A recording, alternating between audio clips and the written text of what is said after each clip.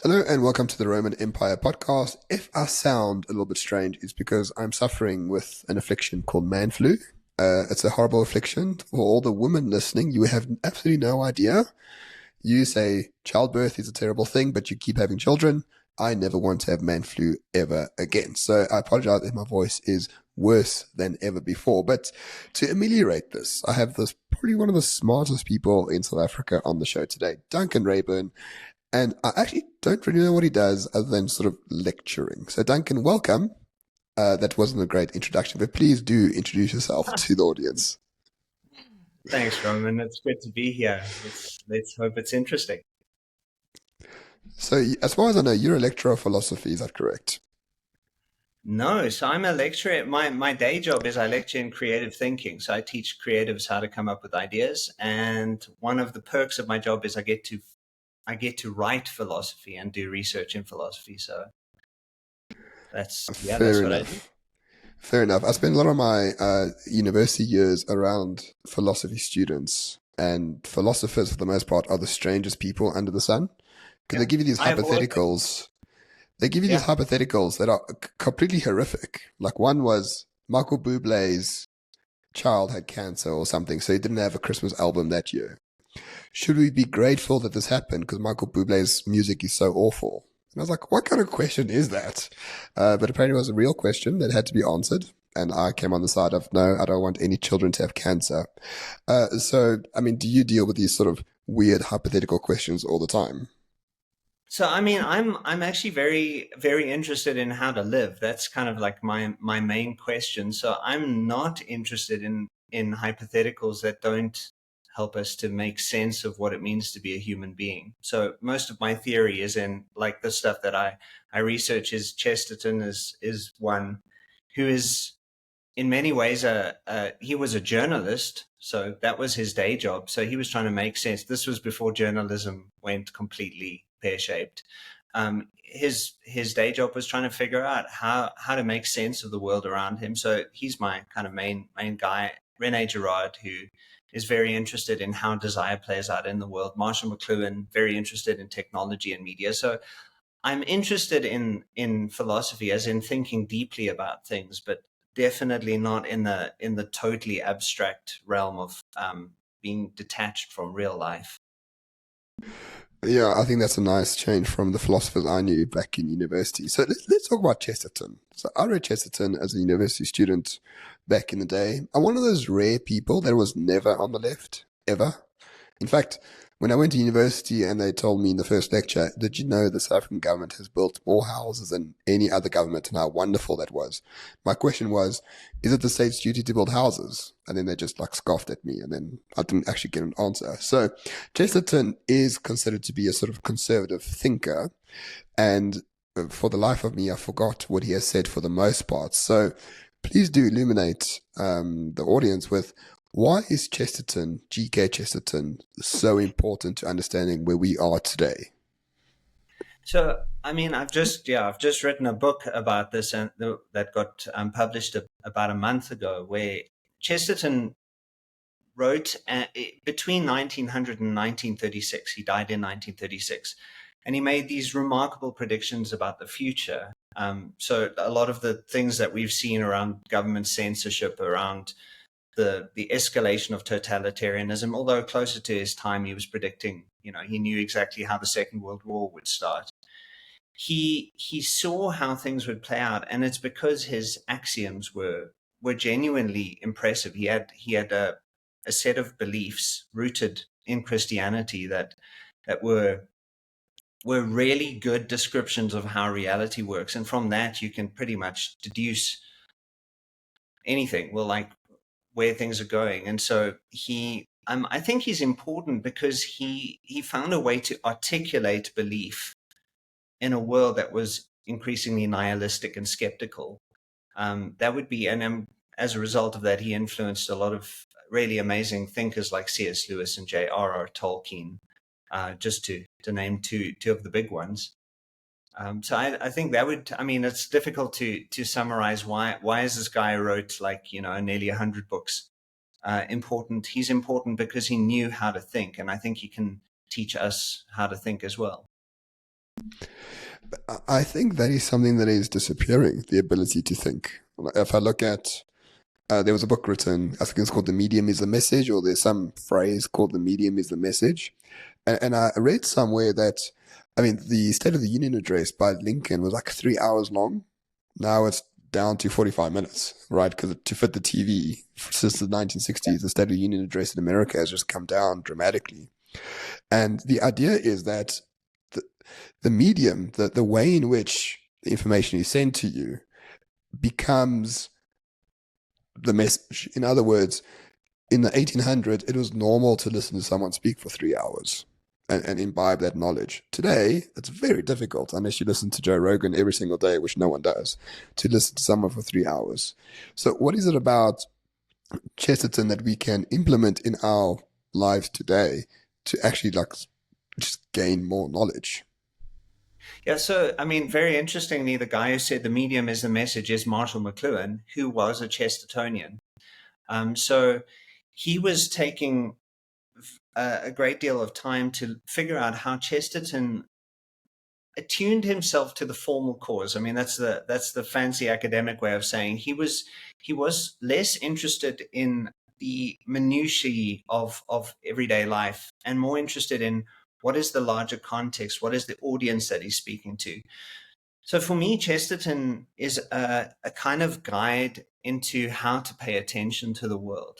Um, and especially, I think he pays attention to joy, like what makes life exciting and worth living, and what's worth being grateful for. I think that's one of the reasons why leftism has kind of escalated, is leftism is an ideology of ingratitude. And Chesterton was really good at going, no, no, hang on, look at what we've been given. Let's really notice what is valuable about it, and let's be grateful.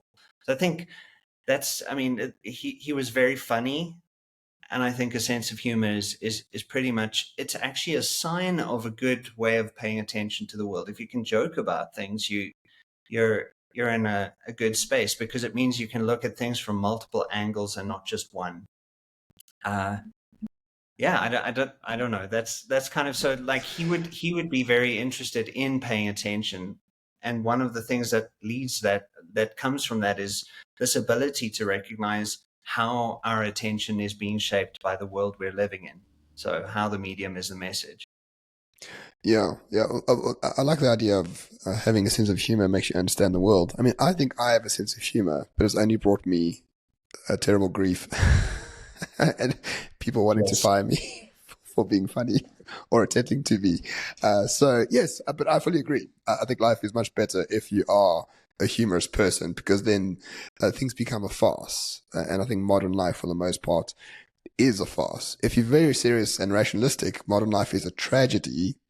And in classical tragedies, people just die. Like there's no way to come back from a tragedy. But if it's a farce, nothing's really real. And I find modern life, for the most part, it's not really real, in the sense that the online world is completely controlled by corporations and algorithms. And I mean, even X, which I love and I've learned so much from, I know it's shaping the way that I think.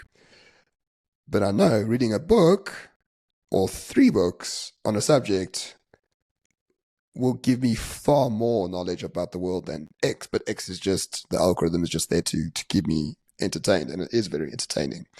So I do have this worry that we live in a soundbite world, or a post world, where one post like can define something for a few million people, and it's not true by any means, or it's not correct, or it's incorrect. It's wrong. But I don't think we value knowledge as much anymore. Knowledge is what Yeah. we see on our screens. Yeah, I think what's very interesting about the media that we engage with is that they basically, you can look at, like, encountering the world is usually just about being open to it genuinely, in the sense of, like, what can I discover, what is there in the world that will change me in some way. I mean, I think that's part of the joy of encountering another human being, is being affected by them. That's part of what it means to be human. But the media that we're engaging with, especially the sound bitey bits and pieces media, place us in a position of control, in a sense. I mean, of course, there is the being at the mercy of doom scrolling and the algorithm. There is that side of life, but I think we do get I guess a kind of ego kick by constantly looking for things that fit our own view of the world. I think that the tendency of social media, for instance, to encourage reactivity is a sign that it's activated a very particular position. No one's willing to, no one, I'm exaggerating, but very few people are willing to actually have their minds changed by what they're encountering. So it is worrying. And I think, the solution to that is to destroy electricity. Oh, we're well on the way to doing that in South Africa. So you live in the correct Yeah, country, Duncan. we're in the right place. We'll see how it goes. This is a great PR coup. Don't call it load shedding. Call it knowledge hour. There you go. Solved. There you go. We are doing this so you can shut off the noise and focus on what's important during knowledge hour or knowledge hour stage 3 or whatever. I don't know. We need to find a fancier name. But I sort of do agree with you sometimes. Every year I try to just get away for a week, go hunting, very little cell phone signal, and I feel much better. But then when I come back, I'm like, okay, cool, I'll put in all these things to have that state of mind again. But it's impossible. Like if you want to make money online or if you want to have decent conversations with people, it just feels like you need to be so-called in the know. And I see a lot of these very smart people who don't have an email address, like Christopher Nolan, no email address, no smartphone, yet still makes these films of ingenious artistry, for lack of a better term. And I'm like, how does that guy survive? Well, I suppose when you're worth a few $100 million, it's much easier than if you're worth $0, like us. Yeah, I think that's the trouble. Is it's almost like you have to reach a certain level of, I guess, fame. I was about to say notoriety, but like you've got to reach a certain level and then you can switch off. Whereas for most of us, it becomes kind of a compulsion. You have to be connected. It's not a healthy way to look at it, I suppose. No, and then once I am fired from my job, I will find a job that doesn't require email. That's my big mission in life. Email is just an absolute killer. But talking about Christopher Nolan, he's got a life that I think many of us would desire. And you spoke about desire a little bit in the introduction. And when you speak about desire, there's a guy called Rene Girard who comes up often. He's one of Peter Thiel's mentors. And Peter Thiel, for me, is one of the finest thinkers currently in this world who makes money, like in a real sense. There's lots of very intelligent people, but who just sort of stay in the background. They don't know how to market their ideas for some reason. But Peter Thiel has taken the principles of Rene Girard and made lots of money, and is very, very smart. So tell us a little about Rene Girard, desire, and how that sort of mimetic desire of Rene Girard, what does that actually mean in the real world? Yeah, so it's very interesting. So Thiel's been very helpful in terms of getting the idea popular, but I do worry about nuance. I dunked on him the other week just because he got some nuance of Girard's wrong. But the basic idea is actually really simple. It's just this idea that desire is not this autonomous phenomenon. We don't have individual control over our desires because they are mimetic. Our desires are imitated or copied or mediated, mostly unconsciously, so that we don't even notice that we're copying other people's desires. But this emulation of the desire of others is basically what motivates us. It's what drives us through life in some way. So this idea, what I like about it is it destroys the myth of the individual, or at least this idea that there is such a thing as a buffered individual that is kind of isolated from community, family, and so on. That idea is obviously faulty, and yet people have clearly bought into the idea of the individual because of mimetic desire. So they've come to accept, no, there is such a thing as an individual, but that is totally emulated. It's just the result of the environment. From that insight, you can have a look at it in terms of the story of the Garden of Eden. So you have Eve not wanting to eat the fruit of the knowledge of good and evil, and then the serpent comes along as a symbol of mimetic desire, tells Eve, no, the fruit, look at this, it's really good. And so she takes the fruit. That structure of subject as Eve, model is the serpent, object of desire is evident everywhere. So it's very much evident in advertising. So the advertiser replaces the serpent and says, you really should have a look at this Apple product. Very interestingly, your desire for an object is very much affected by your capacity or your willingness to succumb to a model. So if someone is not worth emulating, you're not going to want what they want. If they are worth emulating, worth emulating is very subjective. So there's definitely a perceptual dimension to this. How we see people, how we view the world is going to affect who we emulate, but it's everywhere. Once you see it, you can't unsee it. And what are the real world circumstances or results of this idea that desire is mimetic, i.e., we want what other people want? How has that had a role to play in sort of important elements of human history? Like, can we say mimetic desire is the cause of like some great war or some revolution or something like that?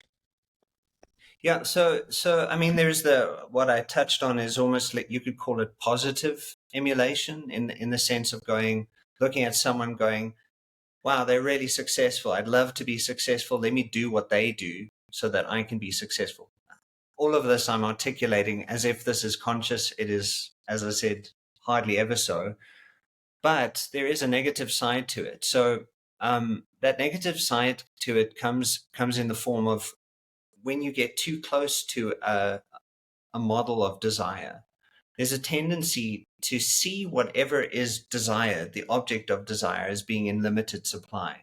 And so that'll turn friends into enemies. So two guys fall in love with the same girl, their friendship is going to end because there's a mutually exclusive single focus. And so that object of desire, the girl who they've fallen in love with, becomes a dividing line between two friends. But that, of course, plays out then on a much bigger scale. So you can look at every war is mimetic in some sense. Two nations wanting the same land. I can't think of any examples Yeah, from the world where. there's no wars Yeah, today happening like that at all. yeah. So and then it's just like what's very interesting there is most people go, no, no, no. See, there's an irreconcilable difference there. That's why they're fighting over this land. It's like, no, the reality is there's an irreconcilable similarity. They want the same land. And in fact, the enemy's desire for that same land is going to only intensify the desire of the desiring subject or the country or whoever's involved. So all rivalry stems from a shared desire and is intensified by it. So you get basically three stages of desire. The one is the desiring of the model or desiring after the model, which is, you could say, is kind of harmonious. That can escalate into rivalry, and then it escalates further into what is known in Girard's thinking as an obstacle relationship. And that's where you don't just want the same thing in a rivalrous way. You want to get rid of your rival. You want to kill them. So violence, to understand violence, of course, there are probably examples of violence that are not mimetic, just where someone is killing for the sake of getting something to eat or money just to survive. That doesn't have to necessarily be mimetic, but most violence, I would say, in the world is mimetic. So would you say like a good example in South Africa is maybe Oranje? So Oranje is a settlement in the Northern Cape. It's Afrikaner only settlement. It's private land. They have about 3,500 residents at the moment. I was there 2 years ago, I think, and so I know quite a bit about it. So Orania is seen as an example of maybe a post-South African, I wouldn't say civilization, but a post-South African settlement as such. It's narrowly defined. It knows what it is, and it has a 50-year plan ahead of it. Right now, the government of South Africa seems to tolerate it because I don't think it poses a threat to the government of South Africa. It's only 3,500 people. Who really cares, right? But let's say Orania grows to a mid-sized city of 100,000 people, and they are able to go off-grid from South Africa, militarily, spiritually, energy, water, all the rest of it. In that scenario, would the South African government have the desire to destroy it? Because why? Because Orania is just better than what the South African government can produce? Or is it because it's a rival in terms of it's a completely different future for what the government intends the future of South Africa to be? I hope that makes sense. Yeah, that makes complete sense. It's very helpful to think about, to explain this, the just Aesop's fable of the fox and the grapes. So the basic story is you have this fox sees these grapes dangling on a trellis, and the fox looks and says, "Wow, those grapes look really nice to eat. I don't know why the fox in the story wants to eat grapes, but let's accept that that's part of the story." Fox looks at the grapes, goes, "Wow, so nice," and then tries to get them, but can't. And so then turns around and says, "Those grapes were probably sour anyway." So there's something like that that could happen. I see it. I mean, you see it playing out quite a lot in the political sphere right now in South Africa. It's not that what Orania is doing is bad. In fact, it's the opposite. It's so good. It's so impressive. But to cope with, let's say, looking at someone who is not part of your identity group and looking at them and going, they're doing something so amazing. Instead of going, let me imitate what they're doing, which would be the right way to go. How can we make what they're doing possible for all of South Africa? All South Africans should be able to self-govern, should be able to run their own thing, should be able to be off the grid, because the grid is clearly terrible. Instead of doing that, they go, that's terrible. That's not okay. And so that's what Nietzsche refers to as ressentiment. Resentment is the English translation, but it's the idea of re-evaluating or reordering the sentiments so that you come off as the good guy, even when you're dissing something that is really great. So that could happen. And in terms of, let's say, if they become, and they will be, like I think the prediction is pretty, if they keep doing what they're doing, they're going to be magnificent and everyone will envy them. And envy, of course, is another word for mimetic desire. The consequence of that is either going to be, if people are well adjusted, which they're not, but they could go, wow, let me do what they're doing. More likely, they're going to look at it and go, I want to destroy what I cannot create myself. I think I want to destroy what I cannot create myself is like the creed of the left. I mean, that's the entire point of it. Notwithstanding, I mean, just to go to the history of the left, I mean, the Industrial Revolution was terrible for workers. Like, don't get me wrong, I can sympathize. The Virginian coal mines, there was an open war between the US Army and miners, and they were shot with cannons from the back of horse wagons when they try to improve working standards. So I'm not saying the left or labor unions or whatever the case might be has no right to exist. Of course it has a right to exist in the context that in those contexts it works really, really well. But since the 20th century, it just really seemed like if we can't do it, no one can. And if you try, we'll just destroy you.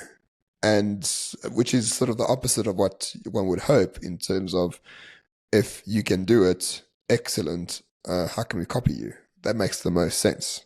But the world is a bit different. Yeah, so I mean, what you're saying there about leftism right from, if you look at even the French Revolution days, right from the start, the problem was that instead of treating the problem, and let's say the industrial capitalism, and I think there are good reasons for saying that industrial capitalism was a problem, but instead of treating it as something not to imitate, it got caught in a mimetic loop. And this is actually, generally speaking, politically, it does seem that the left and the right always are in a kind of mimetic rivalry, which means that in some sense the entire ideological edifice of both systems of thinking, I'm speaking in generalizations, aware of sort of exceptions, but both systems of thinking are caught up in relying on each other. It's one of the things that you see now on Twitter, which I find just fascinating, is Trump wins in America, and suddenly even the American right kind of doesn't know what to say. There's a kind of vacuum, because what happens when you win and your entire sense of identity was in attacking this faulty ideology? There has to be something much deeper and much more profoundly true that transcends the ideological edifice. That would be what I would recommend. Yeah, I don't really know what you're talking about, but I think I have a sense. Sorry, my man flu is also scrambling my brain, so I'm not hardwired today. So I do apologize, but I do think you are correct though, that the left and right need each other. It's like step siblings. Like in order to get mommy's adoration, we need to kill each other first. Right, and then the winner will get the adoration of mommy, whatever mommy is. But that's not a very good way to do it at all. So where to from here, though? Because I wrote a piece on my website, undercurrent.co.za, in case anyone wants to see that. This idea of sort of they try to destroy mimetic desire post World War II. Because they believe that and nationalism and a few other things caused World War II, which I think was the wrong lesson from World War II. The right lesson from World War II, that every people need a nation. That was the real thing to learn from that. But anyway, so they try to destroy this mimetic desire through human rights legislation, through mass immigration, through censorship, through a variety of things called the open society, which was not very open at all. We learned recently. What comes after that? So if the open society is finished, and South Africa is sort of the prime experimental lab of the open society. Since 1994, we have been the lab for the open society, and it's coming apart at the seams, as we can tell. But it's coming apart at the seams in America. Europe is a little bit behind. It never existed in China, never existed in Russia, never existed in parts of South America. For the West, if the open society is over and this mimetic desire comes back in full force at a grand scale, what will the world actually look like in a real sense? Yeah, that's a really great question. Well, I think the reality is mimetic desire is always there. So the kind of post-war consensus was, I think, trying to develop a sense of reality as without rivalry. But I mean, rivalry can be really productive. It can be really helpful. I mean, if you have a friend and you're both competing to improve yourselves, there's something pretty remarkable about that. Like, let's get better than where we were. The trouble with the open society is, and with liberalism in general, is that it works with this idea of a minimal self. Because what it's trying to do is it's trying to rid you of any strong sense of self. Like, because it assumes, as you say, the wrong lesson. It assumes, it's having a strong sense of self that's the problem. It's mimetic rivalry always comes from, or like the worst forms of mimetic rivalry always come from having a worse sense of self. Because if you have a strong sense of self, it's that statement, good fences make good neighbors. if you have a strong sense of your own nation, and you look at someone else's nation, you go, wow, they also have a strong sense of their own nation. There's something pretty wonderful about that. So whatever I would just like add to that is I think that there is this tendency to see freedom as this entirely negative thing. So freedom is freedom from. It's like always being free from this idea of a nation. So we then subscribe to the global village, which Marshall McLuhan always used as an insult. Like it's a bad thing if the globe is a village, but um, that negative freedom basically, I think, denies reality, and reality is that we need a stronger sense of self, and a stronger sense of self is going to come from things like having a very strong sense of what you believe, what you stand for, what is valuable, how to improve, become a more virtuous human being. None of those things are about a radical openness at the expense of closure. We also need closure to be able to make sense of the world. So whatever the future is, I mean, like I know what I hope it will be, a more Christian future, basically. But that future is not going to be like a bunch of people who have no identity, no sense of what is real and what is true. It has to be something much more solid than that. I think that's quite interesting. You said something there which is very interesting, that a lack of self leads to the bad version of mimetic desire. And maybe I'm really reaching here, but that seems to be the sort of the story of South Africa at the moment. Because I'm trying to think to myself, if I think of the 12 tribes in South Africa, right, we call it the whatever the official languages and the people that belong to those official languages, the 12 tribes. We live in a country with 12 tribes, with a sort of liberal constitution that sort of deracinates us from who we are. But I think we're looking at the pendulum coming back from the Rainbow Nation to, no, I'm a Zulu. I vote for Jacob Zuma because he's a Zulu. Or I'm an Afrikaner, so I vote for the Freedom Plus because they're Afrikaners. And then you got like the sort of other minorities saying, no, we wait for the DA because we are the minorities. We wait for the DA. And sort of everyone else votes for whoever else. But with all the rhetoric around the Expropriation Act and a variety of other things, there's a lot of envy, and I think that stems from this idea perhaps that quite a few tribes in South Africa don't actually know where they come from. It's a theory I've been developing for a while in terms of if every tribe was as confident as the Jews or as confident as Afrikaners, I think this country would be a weirdly different country. It may not exist as a country, but I think there wouldn't be this sort of conflict which is spurred on by political rhetoric. Am I on the right track there? Yeah, so I think that one of the things that pervades our country, which although in a very mixed way, is Christianity.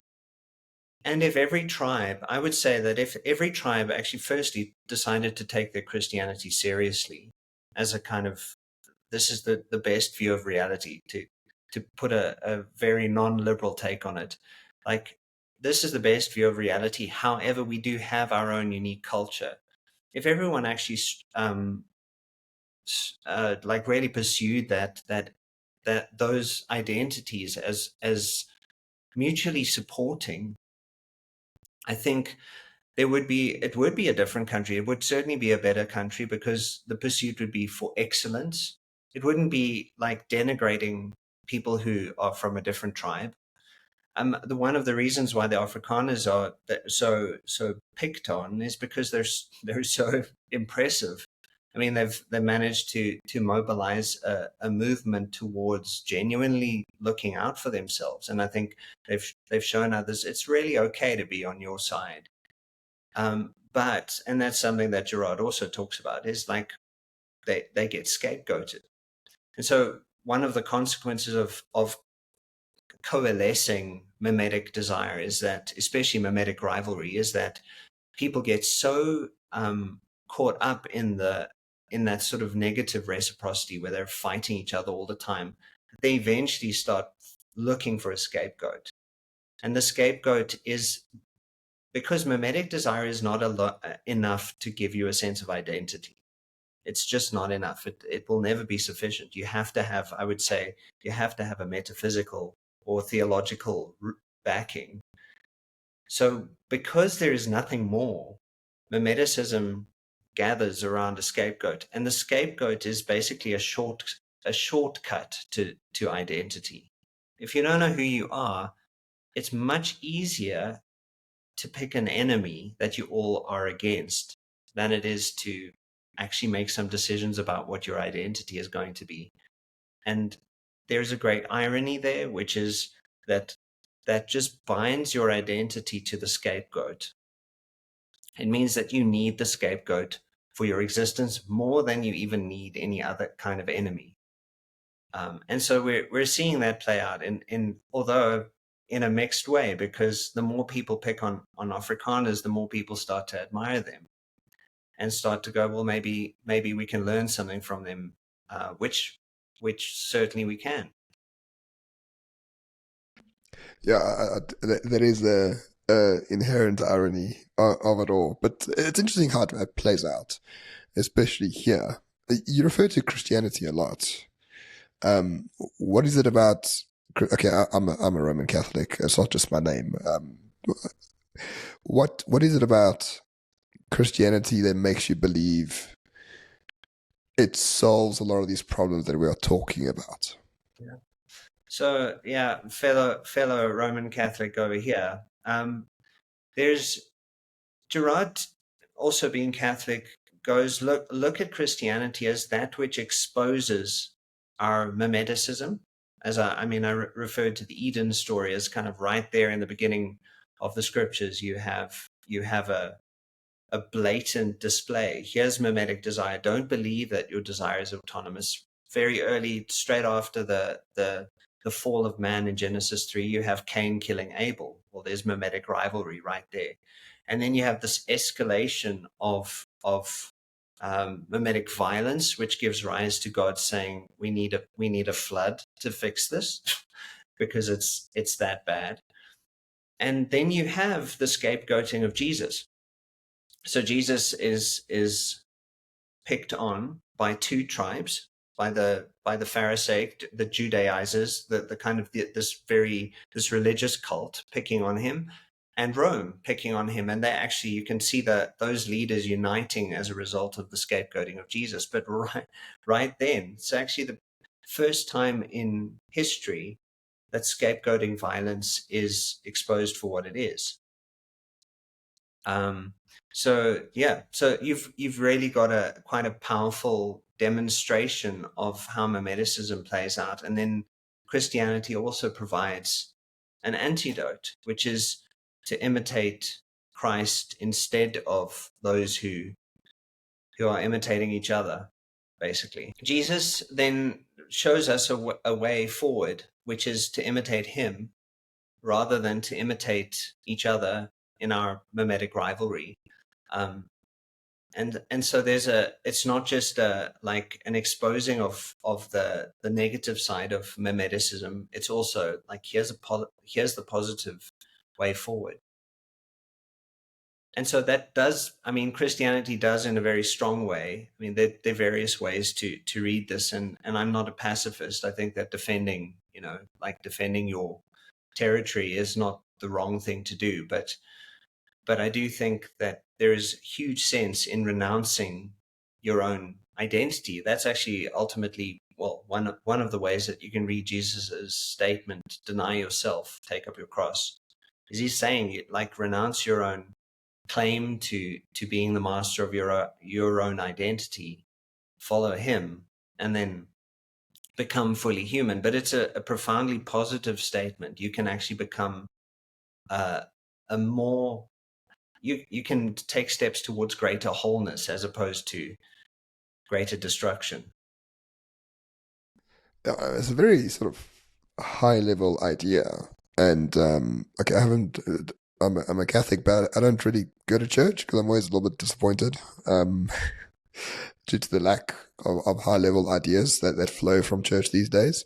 And there's a sense in which those high level ideas have been neutered in terms of just be a good person, like that's enough.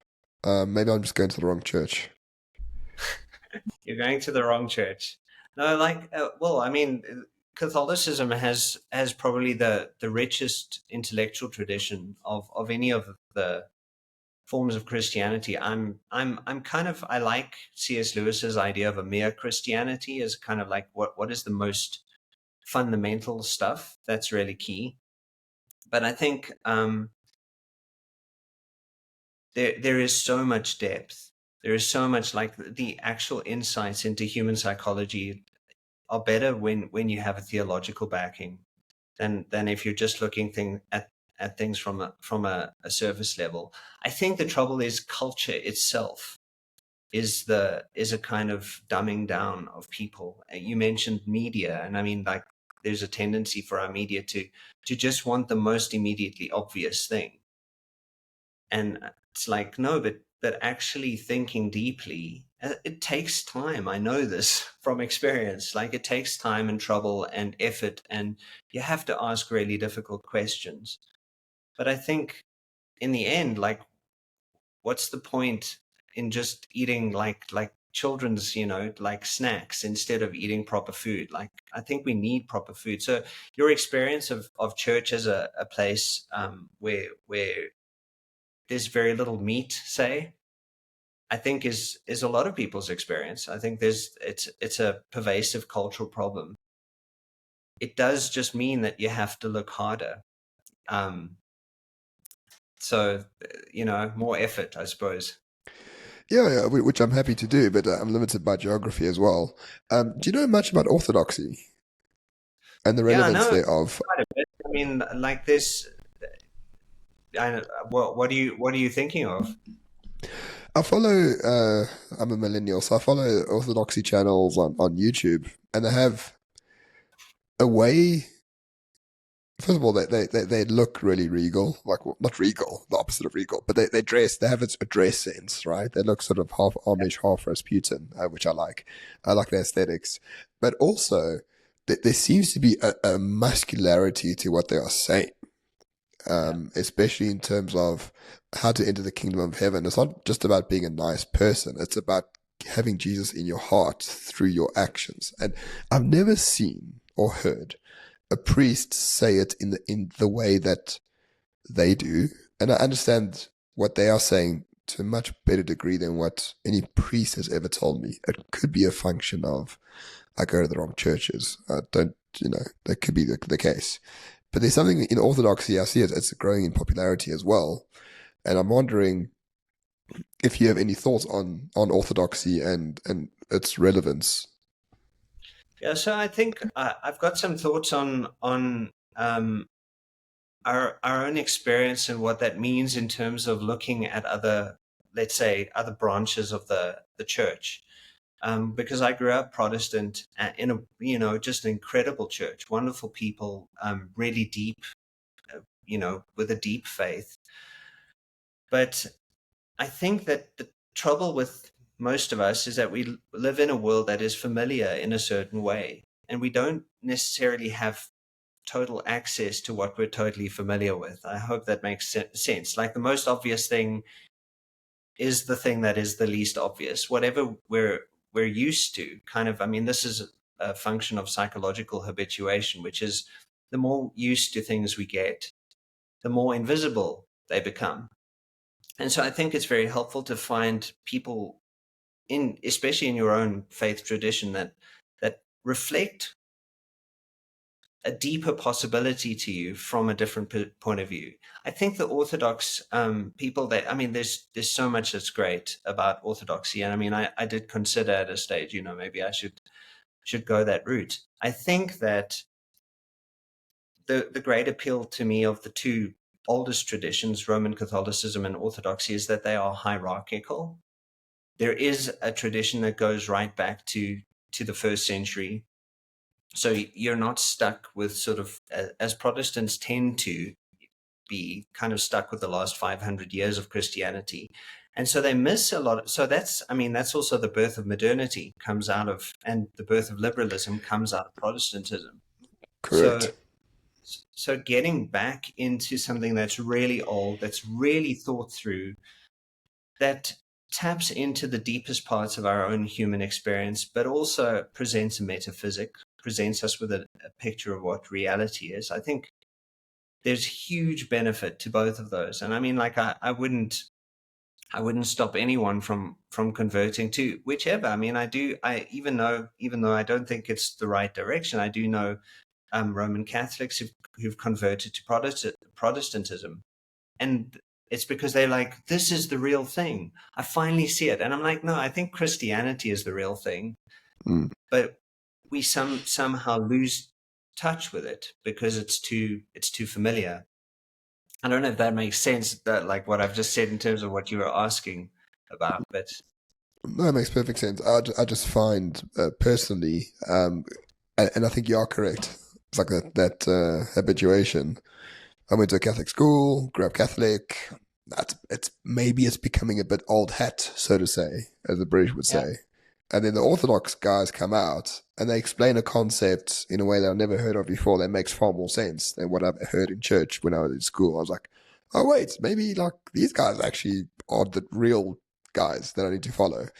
But yeah, that's all I wanted to you find out just from need to you. read Chesterton and Girard, and then you're still in the Catholic tradition. I think it's very helpful to realize there is depth.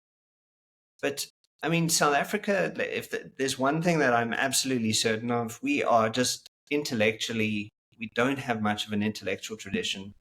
All the greatest stuff I've learned is stuff. I mean, I'm a professor here, and like all the best stuff I've learned was not from a university context, because honestly, universities are a form of brain damage. It's kind of I mean, I'm exaggerating, but I think there is a tendency to want to get people to conform to a machine, and so I do think we need refreshers, like ways to encounter what is true in a new way. And maybe that does require a person like leaving the fold that they're used to and going and looking elsewhere. But I think it's also possible to find, well, what I would recommend to anyone is reconcile yourself to the thing that you want to leave first. Mm. If you can, like, if you're thinking of like converting to Orthodoxy, first reconcile yourself to Roman Catholicism, and then take the leap. Yeah, no, correct. I haven't made I don't think I want to convert by any means, but I do understand. You need to understand what you're leaving behind, right? And I think in the sort of fast food society, like divorce, I know it's unrelated, but it is. People are very quick to think, okay, yeah, I can just leave this behind. Like, well, no, Yeah. I mean, you made a vow. Firstly, I went to a secular wedding a few weeks ago. It's the most horrible thing I ever seen. Like, I just cannot, I Yeah. just cannot Well, fathom. Once you strip away religion from the ceremony, it just becomes an Instagram story. It's the most yeah. horrible thing I've ever been to, and I actually said I'm never coming to another wedding that's not religious. I'll go to a Muslim wedding. I'll go to a Jewish wedding. I don't really care. I'll never go to a liberal wedding, a secular one. Yeah. Never. It just yeah. Anyway, I wouldn't be surprised if that doesn't last too long. But in the fast food society that we live in, um, and no fault divorce because that's empowers women somehow. No, on the contrary, when you make a vow, in my case, before God, that's a vow. I mean, you don't break one, or at least you don't break one really easily. And I think there is this concept that it's fun. Whatever I did or whatever I have done, like we can't just like create a new life doing something else. And it doesn't work like that. It really doesn't work like that. Your life is worse off if you do that. Yeah. I mean, but I think that's one of the major lies of our era is this constant appeal to options. You always have to keep your options open. But your options are always conceived of from a very particular point of view, which actually is diminishing your sense of self. I mean, it's really a not too subtle form of self-annihilation. Oh, that's such a Yeah. good way to put it. That's such a good. And I'm the perfect guy because I just bought a property in Johannesburg. I've been married for close to 12 years. I've got 3 children. And people are like, are you going to become a refugee in America? It's like, no. Why would I want to do that? if I Yeah, want to but go to America, I'll go to America. But I I'm not. mean, What am I fleeing? I'm in the top 5% in South Africa. I've a great life. I've got great friends. I've got great family. I'm living very well. What am I fleeing from? It's ridiculous. but I think a lot of the the South Africans I know, and I mean, I've got family that family members who've emigrated, and I can't help but think that they're stuck in a view of this subject as this kind of movable part in an endless, like you can just transplant yourself in another place and it's not a problem. Whereas I'm like, what you're doing, mimetically speaking, I mean, we're porous, we're extremely permeable to our environments. You're ripping the world you live in out of yourself. It's major surgery, and the result is always going to be a sense of homelessness. I'm not. I mean, like, I think all of us at some point have a sense that maybe we don't fully belong where we are, but to I don't think we realize until you take that step outside. I mean, everyone I know who's emigrated has suffered enormously because because they've had to rip some part of themselves out of themselves, and that sounds like no fun to me. Yeah, it really doesn't. I mean, unless you're like really persecuted, which we are not. Um, I wouldn't take that chance at all. It's much better to deal with what you know and the troubles with what you know, rather than going somewhere else and having no clue about what's going on. I see people like moving to England for safety or for certainty. It's like England's a shithole. I mean, it is the most conquered country I've ever seen in my entire life. I was in London for 24 hours. I couldn't last another hour. I came back. I was in France on holiday, so I went to go see someone. And they said, come stay for a few days. And after one day, I was like, nah, I'm lost. No, no. This place is terrible. Never coming back. But I mean, to leave here, especially as a minority, especially as professional person, I mean, on a quarter of the income, you can live a life that the 1% of England can live. Yeah. Why sacrifice that for a perceived future that will never happen? I just don't Yeah. get it. So, I mean, now what's interesting there is you can, once you see this trend, hopefully you'll never unsee it. But liberalism is the ideology of using potential to supplant what is actual. So it's basically taking what is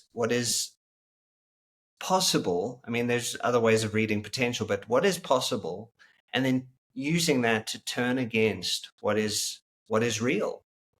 And so I think there's a tendency to even Eric Hoffer's got a great book on mass movements called The True Believer, and there Good book. he's this idea that people want to be freed from themselves in some sense, and I think so. He says emigration functions a lot of the time as a way to be rid of yourself. It's a form of self-hatred. I know it's not always that. I know there are people who move for good reasons, and life is complicated. But I think a lot of the time there's a tendency to get so caught up in the idea, like the possibility. And this is the ideology of options. Like, you'll have so many options, and people don't realize that freedom always requires you to choose constraints. You're always going to choose some set of limitations. But this is something that Chesterton says: if you try to draw a giraffe without a long neck, you will discover that you are no longer free to draw a giraffe. There is a freedom in going, here are the lines, I'm going to choose these. This is what my life is going to look like. And again, yeah, if we're not totally persecuted, even if legislation is against us and all of that stuff, let's try and make the best of it. Yeah, I mean, to quote someone horrifically modern, Jocko Willink, who I don't really mind him, but he had a book which I read many years ago called "Freedom Equals Discipline," or "Freedom is Discipline," or "Discipline is Freedom," the other way around. And I read the book, and it's basically about his routine, and he never deviates from his routine. He gets up at X, he does Y, then he does whatever Z, and this routine has basically made him extremely successful, very happy, very wealthy. And I think he's completely correct. Not in the ways that he thinks. It's like he's trying to be like a productivity guru guy during the course of this book. But if you understand the the confines of what you can do, that is freedom. Yeah. Because and you limit your desire to the natural confines of your abilities. That's true freedom, I would say. Yeah, I mean, so life is all about trying to find some form of resonance between ourselves and the world. We're always trying to go like, how do I match how I'm built with all my unique qualities and all my not so unique qualities? How do I match this part of myself with this world that I live in? And freedom really does come from finding a way to click, to go like, yeah, like a good solid routine. I mean, we are in some sense the sum total of all of our little habits. And so just making good decisions about what habits you're going to adopt, it's going to shape you as a person.